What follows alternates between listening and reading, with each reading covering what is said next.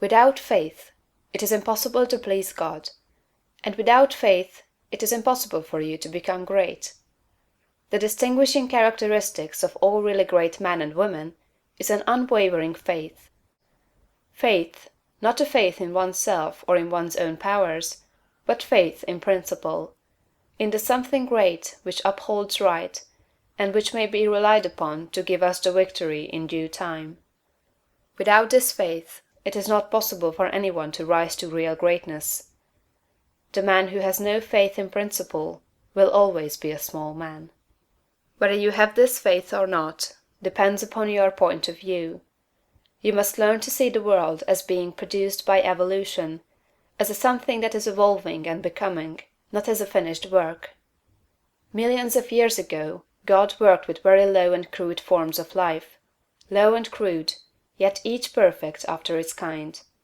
Higher and more complex organisms, animal and vegetable, appeared through the successive ages. The earth passed through stage after stage in its unfolding, each stage perfect in itself, and to be succeeded by a higher one. What I wish you to note is that the so-called lower organisms are as perfect after their kind as the higher ones; that the world in the Eocene period was perfect for that period. It was perfect, but God's work was not finished. This is true of the world today. Physically, socially, and industrially, it is all good, and it is all perfect. It is not complete anywhere or in any part, but so far as the handiwork of God has gone, it is perfect. This must be your point of view, that the world and all it contains is perfect, though not completed. All's right with the world. That is the great fact. There is nothing wrong with anything. There is nothing wrong with anybody. All the facts of life you must contemplate from this standpoint. There is nothing wrong with nature. Nature is a great advancing presence working beneficently for the happiness of all. All things in nature are good. She has no evil. She is not completed, for creation is still unfinished, but she is going on to give to man even more bountifully than she has given to him in the past. Nature is a partial expression of God, and God is love.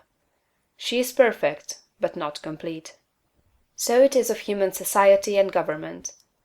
What though there are trusts and combinations of capital and strikes and lockouts and so on? All these things are part of the forward movement. They are incidental to the evolutionary process of completing society. When it is complete, there will be harmony.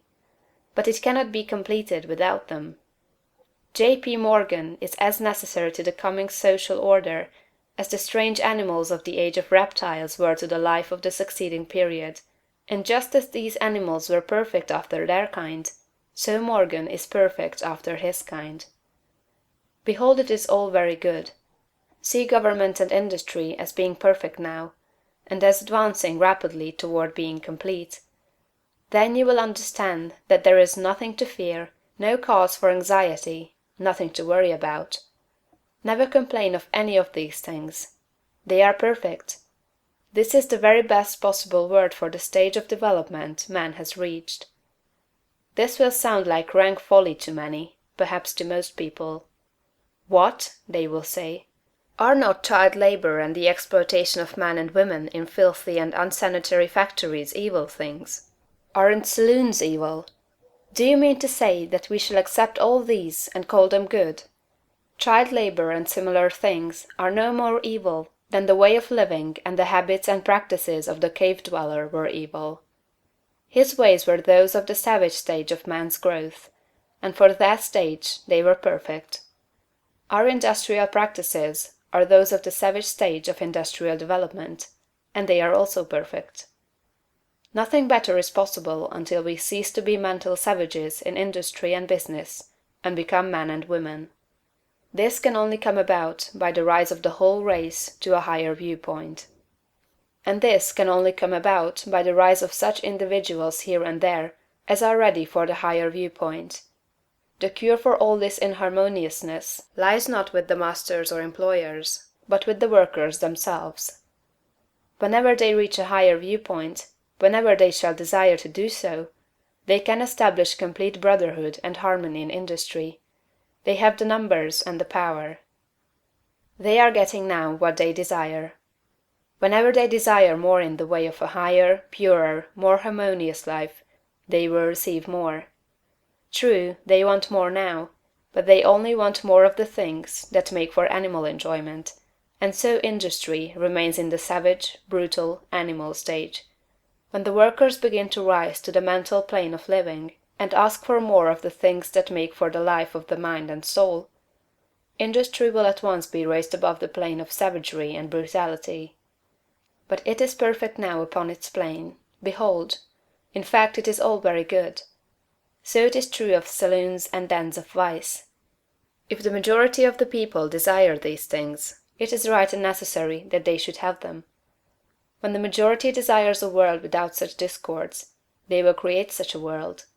So long as men and women are on the plane of bestial thought, so long the social order will be in part disorder, and will show bestial manifestations. The people make society what it is, and as the people rise above the bestial thought, society will rise above the beastly in its manifestations. But a society which thinks in a bestial way must have saloons and dives. It is perfect after its kind, as the world was in the Eocene period, and very good. All this does not prevent you from working for better things. You can work to complete an unfinished society, instead of to renovate a decaying one. And you can work with a better heart and a more hopeful spirit. It will make an immense difference with your faith and spirit whether you look upon civilization as a good thing that is becoming better, or as a bad and evil thing that is decaying. One viewpoint gives you an advancing and expanding mind, and the other gives you a descending and decreasing mind. One viewpoint will make you grow greater, and the other will inevitably cause you to grow smaller. One will enable you to work for the eternal things, to do large works in a great way toward the completing of all that is incomplete and inharmonious. And the other will make you a mere patchwork reformer, working almost without hope to save a few lost souls from what you will grow to consider a lost and doomed world. So you see it makes a vast difference to you, this matter of the social viewpoint. All's right with the world. Nothing can possibly be wrong but my personal attitude, and I will make that right. I will see the facts of nature and all the events, circumstances, and conditions of society, politics, government, and industry from the highest viewpoint. It is all perfect, though incomplete. It is all the handiwork of God. Behold, it is all very good.